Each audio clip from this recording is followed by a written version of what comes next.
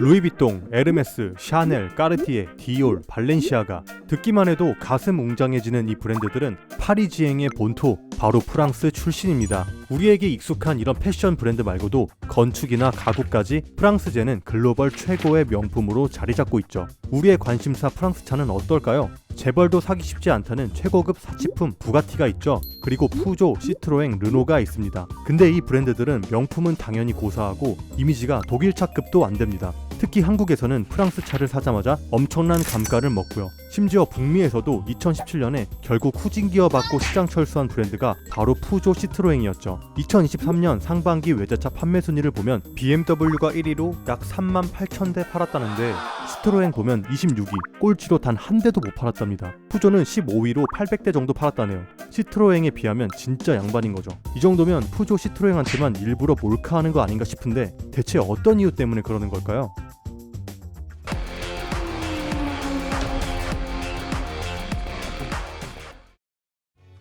프랑스 디자인은 실용주의와 미학이 환상적으로 어우러져 있습니다. 파리지앵의 자동차 같은 느낌이랄까요? 그리고 엔지니어링까지 기본기가 엄청나죠. 프랑스는 모터스포츠의 최고권위인 르망 24시까지 만들고 이 포디움에 서는 것이 레이서들의 꿈일 정도로 자동차의 그런지입니다. 프랑스 브랜드들의 특징 간단하게 알아볼까요? 푸조, 프랑스의 디젤 혁신과 스포티한 감각의 결정체입니다. 푸조의 스포티하면서도 트렌디한 이미지를 완벽하게 보여줍니다. 사자의 큰 송곳니와 붉은 발톱 같은 디자인은 푸조만의 펠린 룩이라고도 하죠. 최근 출시된 408은 더욱 미래적이고 독창적인데요. 고급스러우면서도 힘있는 벨포르 사자의 이미지를 선사합니다. 스티어링 휠 위에 높게 자리한 계기판으로 독특한 시선 처리를 제공하며 프랑스식 실용주의와 인체공학적 성능을 완벽하게 조화시켰어요. 푸조는 1810년 벨포르 지역의 제철소를 기점으로 200년 넘는 역사를 가졌고 1890년에는 벤츠와 동시대에 등장한 혁신적인 차량인 타입2를 선보였으며 이후에도 독일에서 개발된 디젤을 더 발전시켜 디젤 터보 엔진을 제품화한 것도 푸조의 업적 중 하나였죠. 특히 2000년대에는 지금 디젤 차에는 없어서는 안 될 배기가스 후처리 장치 DPF 같은 기술을 개발해서 클린 디젤 시대를 열어 전 세계의 주목을 받았죠. 푸조의 디젤 기술은 강력하면서도 연비 효율적으로 독일을 능가하는 기술력으로 자리매김했습니다.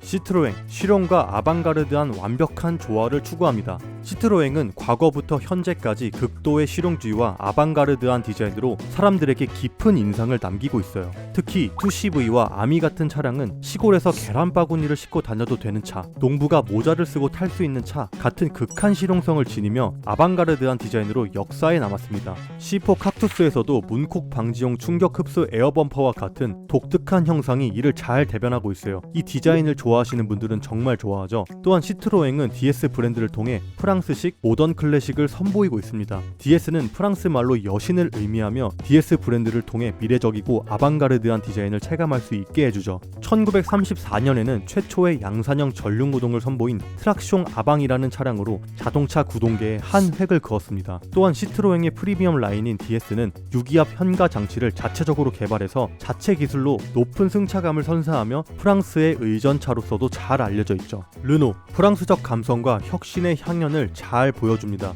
르노의 디자인은 프랑스의 예술과 삶이 조화된 현대 프랑스 미학을 완벽하게 대변하고 있어요. 르노는 삶의 6가지의 가치, 성인이 되고 첫 차를 사는 나이에 느끼는 첫사랑, 사회생활을 시작하면서 경험하는 새로운 세계, 이런 키워드들을 감성적으로 잘 담아내고 있습니다. 이걸 실용 중심주의 시나리오와 결합하여 자동차의 특성을 제시하고 있어 자동차 안에서도 감동적인 연출을 보여줍니다. 특히 르노가 만든 소형차 클리오는 유럽에서 가장 많이 팔리는 탑3 핫해치 중에 하나로 평가받고 있어요. 한국 사람들이 상상하는 소형차의 이미지를 깨고 고속주행 시 안정성과 쫀쫀한 선회로 소형차답지 않은 주행감을 선보이며 르노만의 최적화된 세팅을 제공하고 있습니다.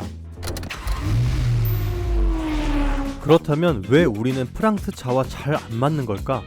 프랑스는 자동차의 단순히 실용성을 추구하는 가치관이 많이 강조되죠. 물론 돈 많은 사람들은 비싼 차 많이 탑니다. 프랑스 자동차는 소형 모델이 시장을 주도하고 있습니다. 이는 프랑스의 문화적 특성인 좁은 도로와 번거로운 자동차 운행 환경 등이 영향을 미치고 있다는 거죠. 프랑스의 도로 구조가 벨지안 로드와 같은 과거의 마차길에 기반하고 있으니까 현대화와 재정비가 어렵다는 점도 있고요. 높은 자부심을 가진 프랑스는 이러한 전통을 손상시키지 않으려고 하기도 합니다. 따라서 글로벌 시장에서 요구되는 준대형급 고속도로용 차량에 대한 현지화에 많은 비용을 투자하지 않았습니다. 결과적으로 프랑스 자동차는 글로벌 시장에서 소형 모델을 중심으로 시장을 공략하고 있는 거죠. 프랑스 자동차의 엔지니어링적인 가치관도 독특합니다. 작은 차체에 작은 엔진을 탑재해도 효과적인 주행을 제공하는 기술력을 가지고 있습니다. 푸조 3008과 같은 우람한 사자에 1500cc도 안 되는 고양이 심장 엔진을 달아놓았다고 해도 실제로 엔진 크기 대비 너무 잘 나가도록 만드는 기술력을 가지고 있고,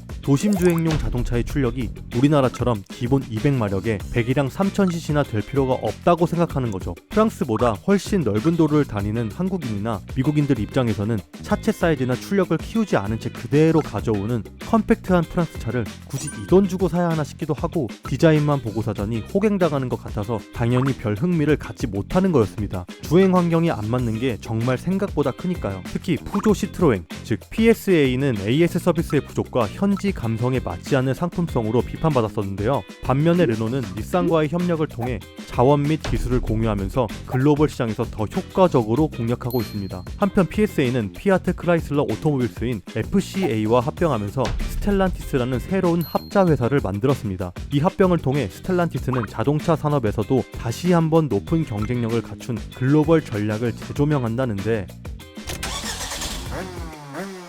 프랑스 저항군에게 푸조가 나치 몰래 공급했던 VLV라는 전기차는 최대 80km의 거리를 시속 32km로 달리며 1.5마력 정도의 출력을 냈습니다. 이 작고 가벼운 전기차는 레지스탕스의 저항에 있어 가장 필요한 생명줄과 같았죠. 시트로엥은 나치에게 철저하게 비협조적인 태도로 일관하며 나치에게 공급하기로 한 자동차들을 몰래 땅에 묻어버렸습니다.